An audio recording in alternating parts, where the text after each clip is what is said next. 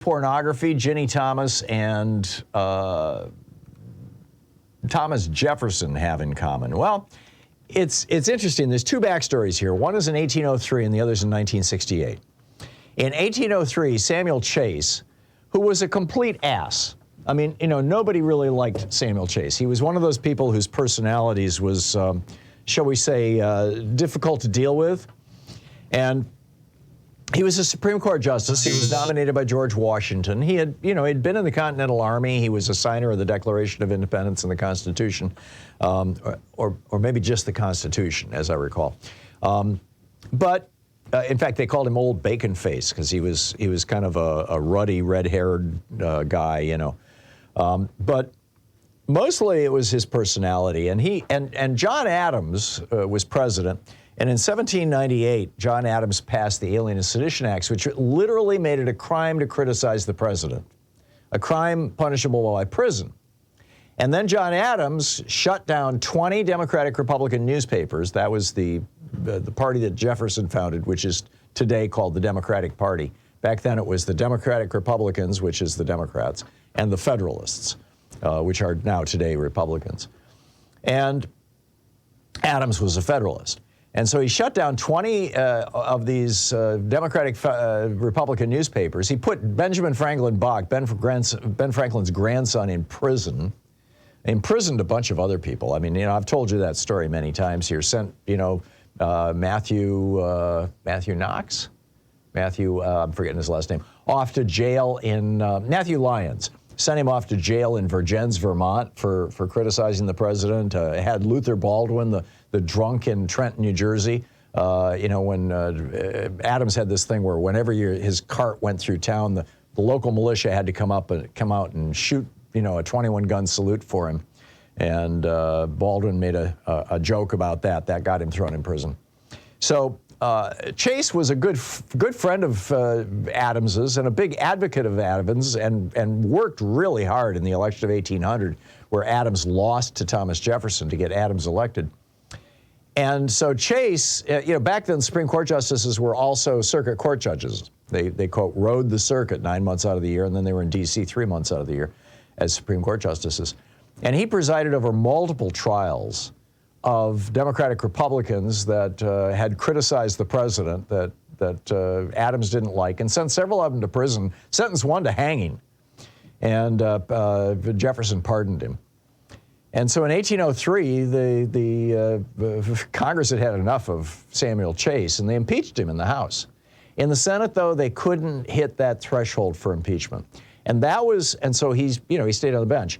He was the one and only Supreme Court justice who's ever been impeached, and was not successfully removed from office, which sets kind of a bad precedent for the whole idea of being able to impeach Clarence Thomas for his crimes and perfidies and whatnot. Which leads us to door number 2, option number 2. Now, I'm not saying that the Democrats shouldn't not put impeachment on the table. I think articles of impeachment against Thomas being introduced in the House of Representatives would be a great thing. We need to put on the record the things that he has done, the corruption that he has engaged in.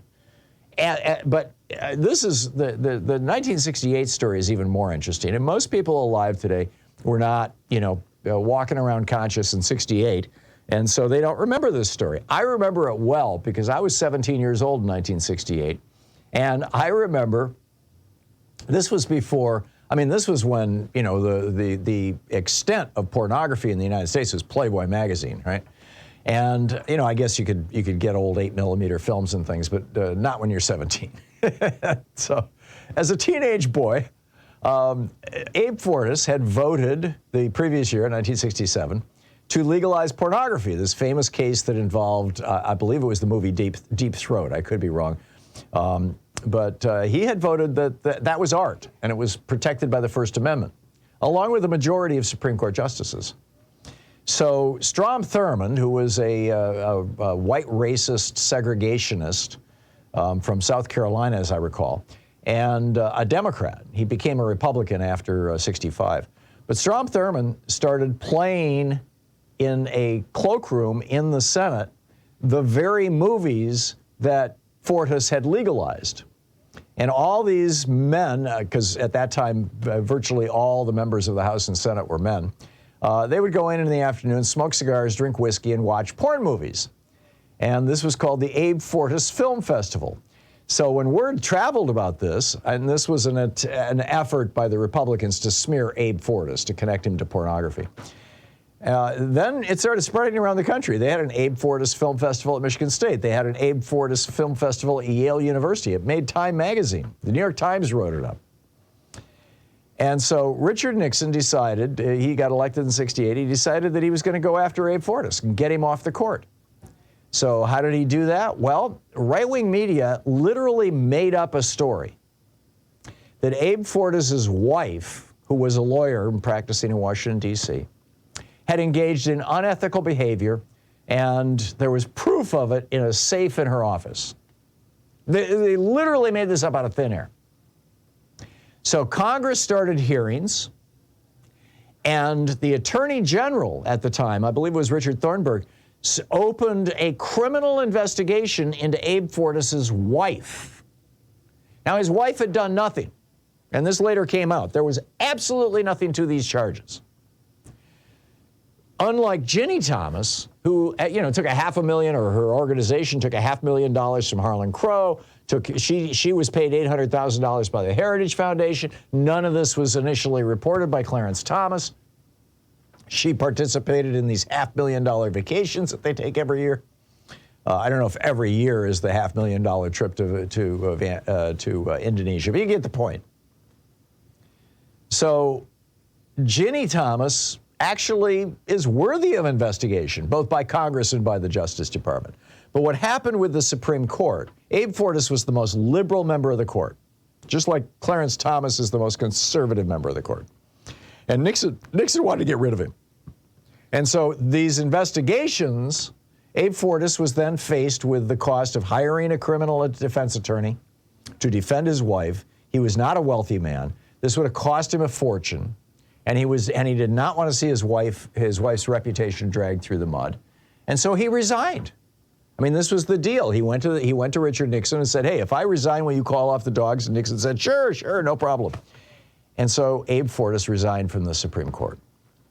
So my suggestion, and Richard Nixon replaced him, with Lewis Powell ultimately. I mean, he also put Harry Blackmun on the court. Technically, he replaced him with Harry Blackmun, but there were two openings at that time.